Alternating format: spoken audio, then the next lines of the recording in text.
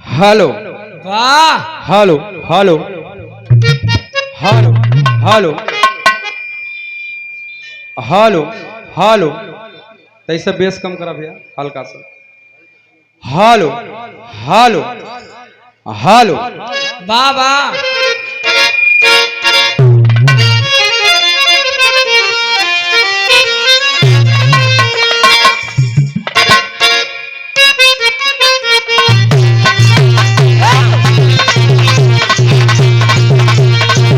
अरे जियो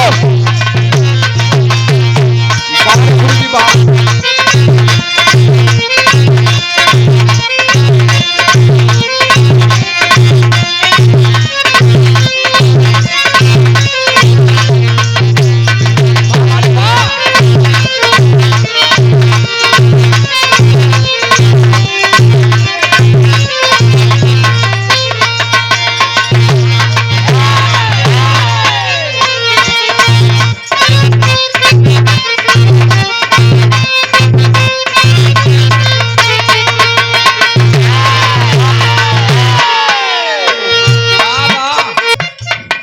बड़ी अच्छी अच्छी गीत भी आप लोग सुन ला और तू का बजावत हुआ मास्टर साहब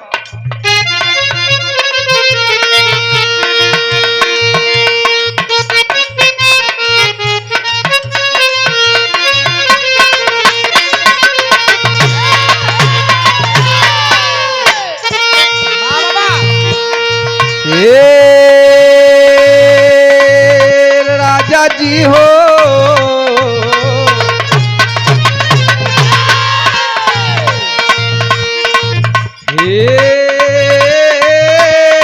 हमार कर जा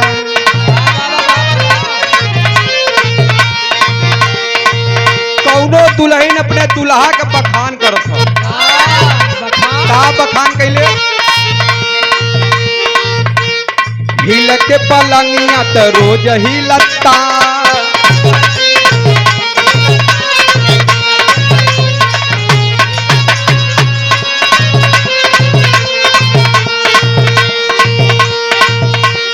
बाकी न भतार में ऊ मजा मिलता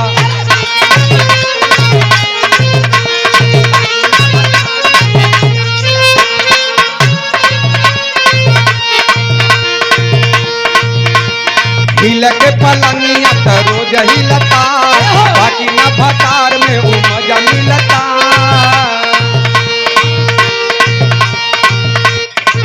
चौकी पखात नइखे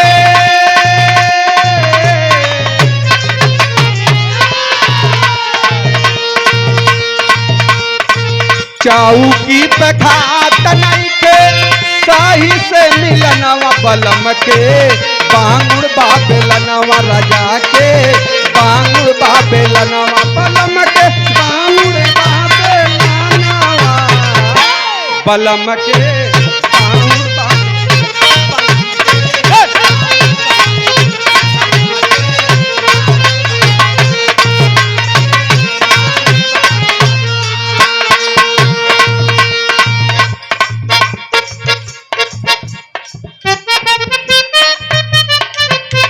आप हमारे बड़े भैया सुभाष मिश्रा जी मंडल उपाध्यक्ष भारतीय जनता पार्टी के आप एक अच्छे नेता एक अच्छे संघर्षों के साथी हैं हमारे बड़े भैया आपके तरफ से आप 501 रुपया का पुरस्कार है मालिक सुखी रखे सकल पंच को प्रणाम है जनता जनार्दन का दुआ आशीर्वाद लगे और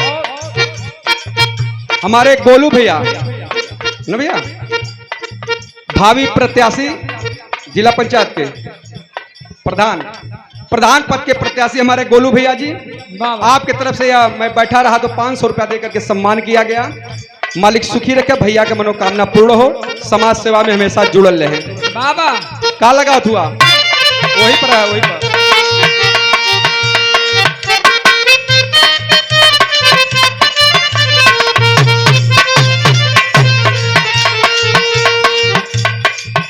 कि रजऊ खोजा हेराइल कहाँ मोर झूलानिया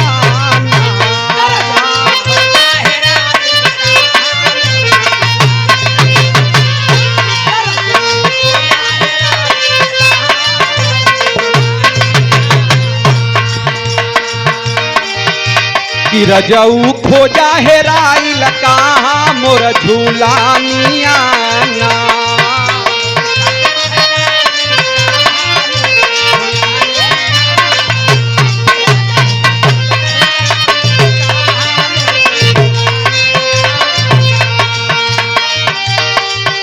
एही खातिर करी ना का कानिया ना।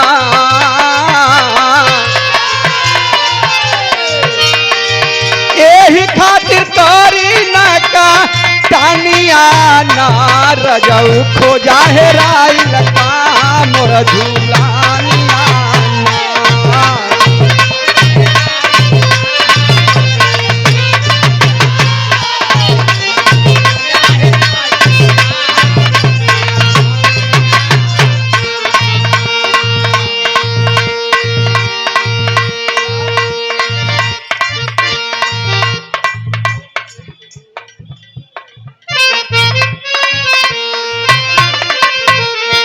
ई त दुल्हन के बात रहल।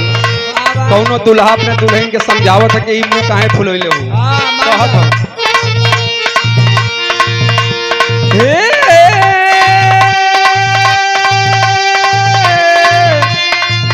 हे करे जाओ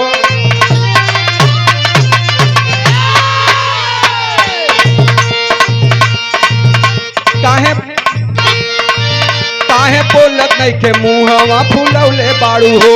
काहे बोलत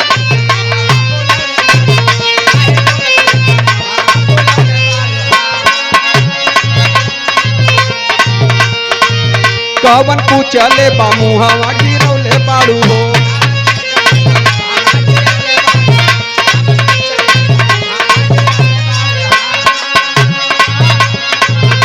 तब कहे काट के आइल रहल धान भौजी सुतल रहल उतान।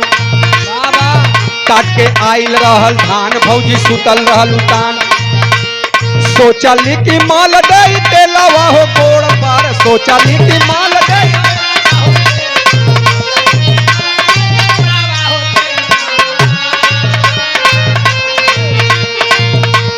सोचली कि माल दई तेलवा हो गोड़ पर। चल गइल हथवा जलेबिया मोड़ पर। चल गइल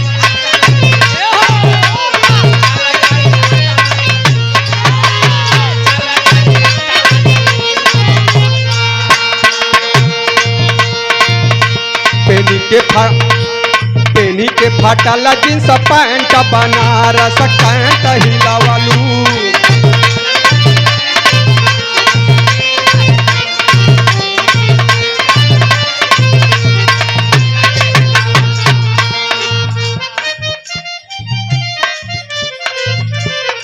आप हमारे बड़े भैया दिनेश सरोज पवार के धरती से भारतीय किसान यूनियन के जिला अध्यक्ष एवं प्लाटर हैं आप भैया की तरफ से 100 रुपया का पुरस्कार जलेबिया मोड़ पर। मालिक सुखी रखें। कहना हो Rahul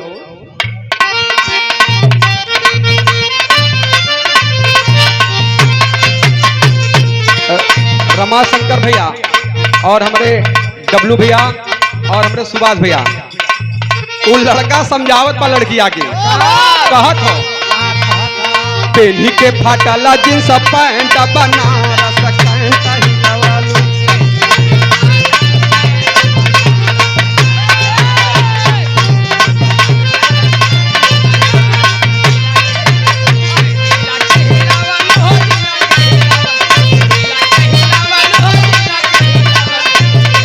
फाटला jeans pant Banaras cantt हिलावलू।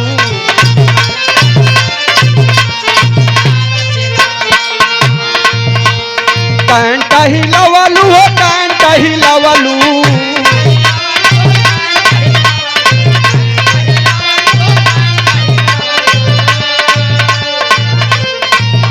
अरे मारी के मजनुआ से बनारस कैंट हिलावलू। मारी के मजनुआ से बनारस कैंट हिलावलू।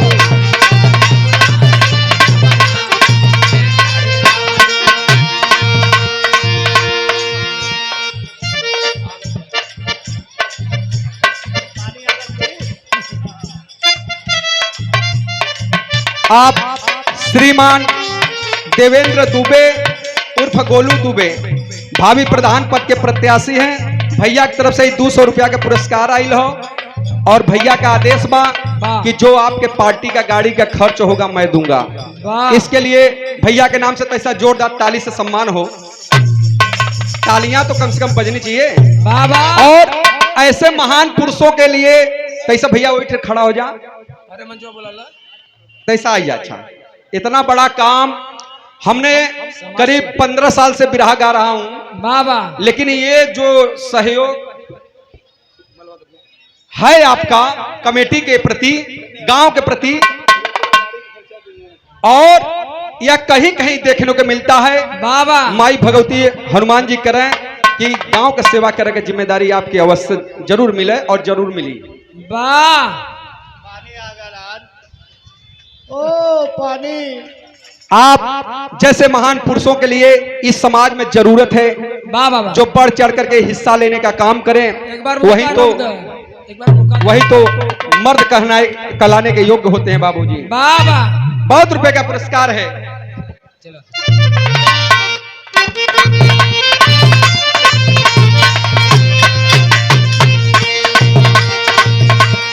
खाई गईलू, अरे खाई गईलू, अरे खाई गईलू लंगड़ा या मदाम कहिया से बुझी रही।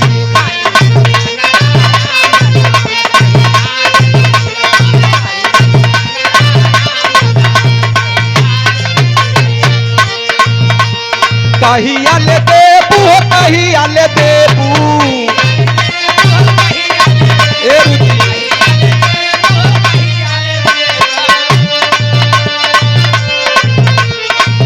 रुचि जी, हमारा कार्यक्रम आपके साथ पहली बार हुआ गाने के लिए, तो तमाम 1000 लेडीजों से और 1000 मर्दों से हो रहा है। अब होता है बा पहले तो प्यार, लेकिन उम्र के हिसाब से, शरीर के हिसाब से जो आपकी प्रस्तुति है बाबा सराहनीय है, और जो सहयोग हो सकेगा बनारस की धरती पर आपका, या भाई चाहे कलाकार जो भी समझ लीजिए, सहयोग में पीछे आपके नहीं हटेंगे हम लोग। और जो सभ्यता है आपकी, इसके लिए मैं बहुत बहुत धन्यवाद देता हूं आपके गुरुजी को।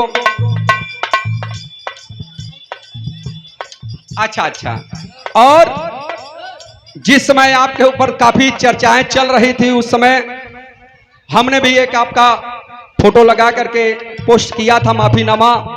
एक भैया मिर्जापुर से फोन कैला, कहे तू लोग बड़ा अच्छा काम शुरू कैले हुआ। हमके कहा भल भैया, हमके पहले अपना परिचय बताई, परिचय बतौल, कहे कि कलाकार अशब्द बोल दे रहे हैं, इसके बाद माफी मांग ले रहे हैं, सब क्षमा हो जाएगा। हमके छोटे बच्चों की गलती अपना बालक समझ करके क्षमा किया जाता है बाबा।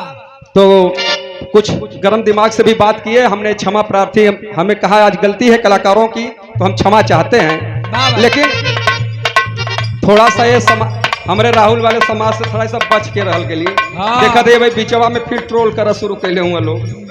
तो ऐसा कौनो बात नहीं बा, जुबान चामे का जीभ हो लामे तक चल जाला, मंच हो हंसी मजाक में हो जाला।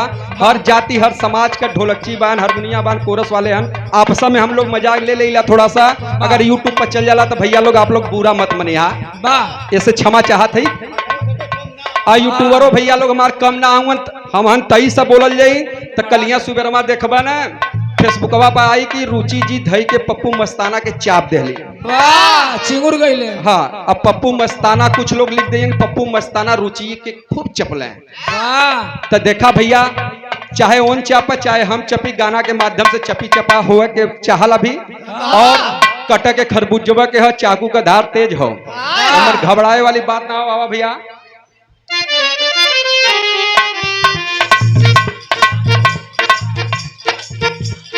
दिनेश यादव नेवादा क्षमा के नाम पर भैया की तरफ से बहुत रुपए का पुरस्कार, मालिक सुखी रखें बाबा। और हमारे लाखन पासी जी के वंशज हैं, हमारे धर्म के पिताजी।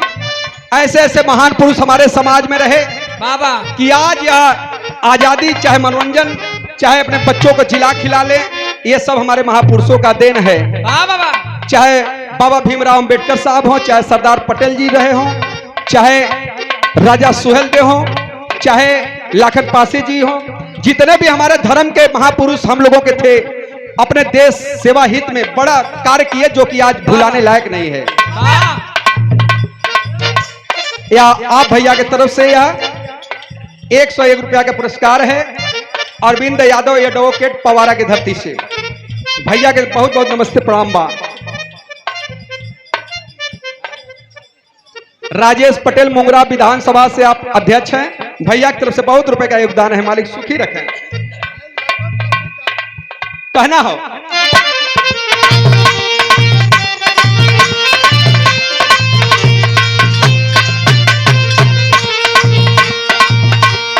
खाई गईलू, अरे खाई गईलू, अरे खाई गईलू लंगड़ा या मका मकाई।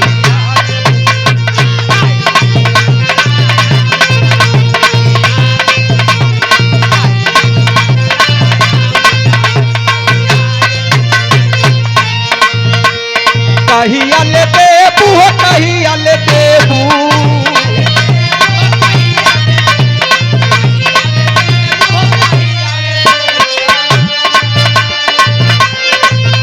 अरे चुचुक गईला, अरे चुचुक गईला कालावा का जाम दाम कहिया दे बुती रही, चुचुक गईला।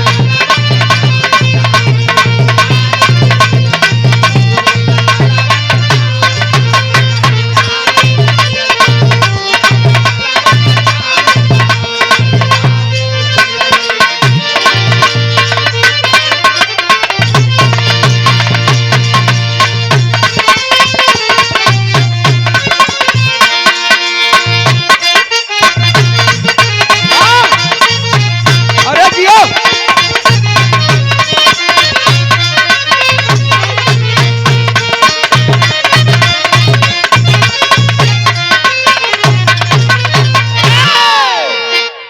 वाह।